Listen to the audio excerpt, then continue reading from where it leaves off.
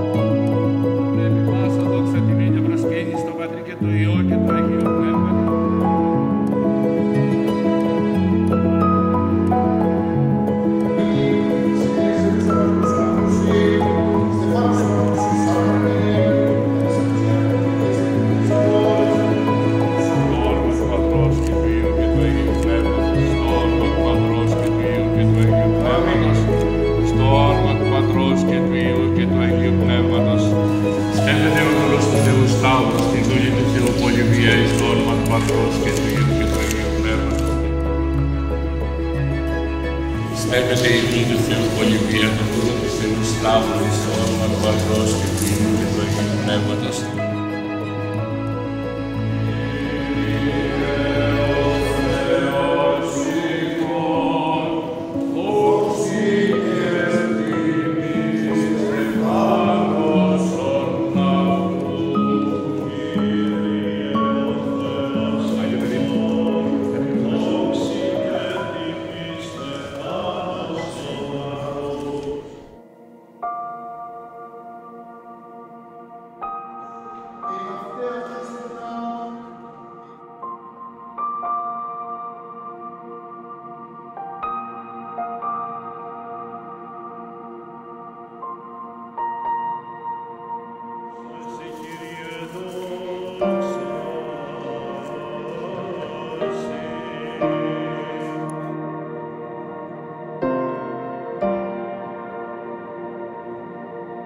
Ο Θεός σου πάντα πήλησε στη ισχύ σου και στερέωσου στην